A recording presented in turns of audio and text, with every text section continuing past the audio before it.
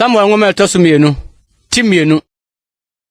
Na yei akire no David bisa Awurade se, Memfronko Yuda nkro bi mu ana.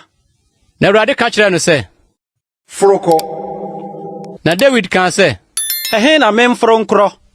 Na o se, Hebron. Ena David kɔ hɔ. Ɔne ne yerenom baanu no nso.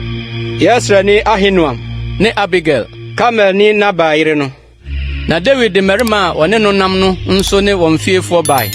Na ɔbɛtrɛtrɛ Hebron nkromu. Ena Yuda mmarima babɛsra David nwusi Yuda fie so hene wɔ hɔ.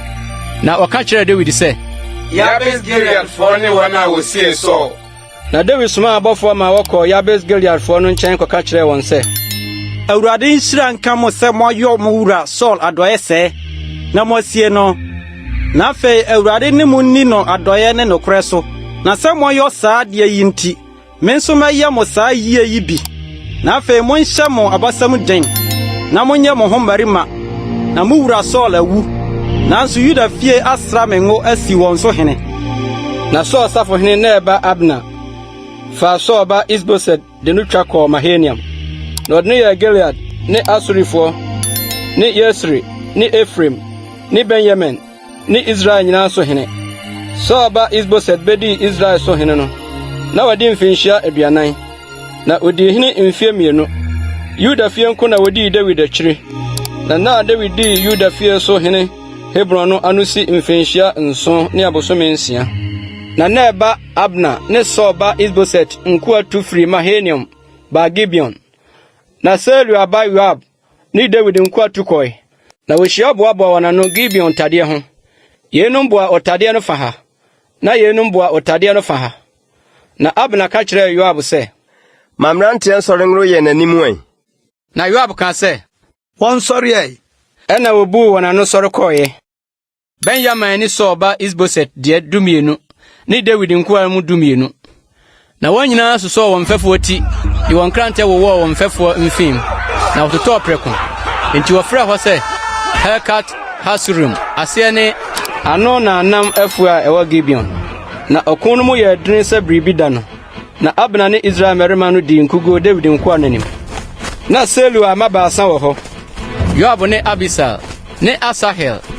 Na Asahel nan ase yɛ hare sɛ wura mu atwe mu bi. Na Asahel pamo Abner.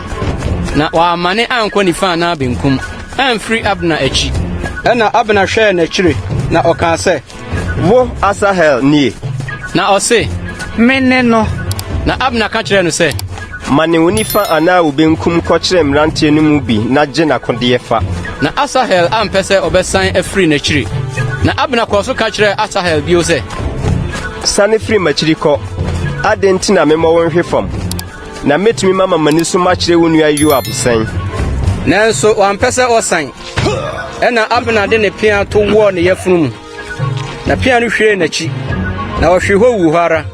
Na obiara a oduru deɛ Asahel wuyɛ hɔ no, ogyinae. Na Joab ne Abisai tin Abner. Na owia kɔtɔe. Na oduru ama kokɔ a ɛda Gia anim. Gibeon sra so kwan ho no so.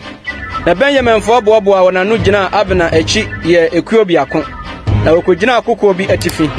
Na Abner frɛ Joab sɛ, Nkrante nsɛe adeɛ nkosi daa. Wunim sɛ akyire bɛyɛ awerɛho. Na enkosi da bɛn ansa na waka akyerɛ ɔman no sɛ wɔnsa ne mfiri wɔn nuanom akyi. Na Joab se, Sɛ Onyankopɔn te ase yi, sɛ wankasa a, anka efura no pa no, wɔde ɔman no afiri wɔn nuanom akyi kɔ dada. Ɛna Joab hyɛne totorobɛnto. Na ɔman no nyinaa gyinae.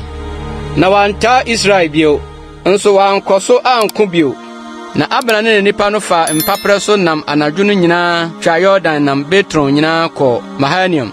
Na Joab san firi Abner akyi. Na ɔboaboa ɔman no nyinaa ano.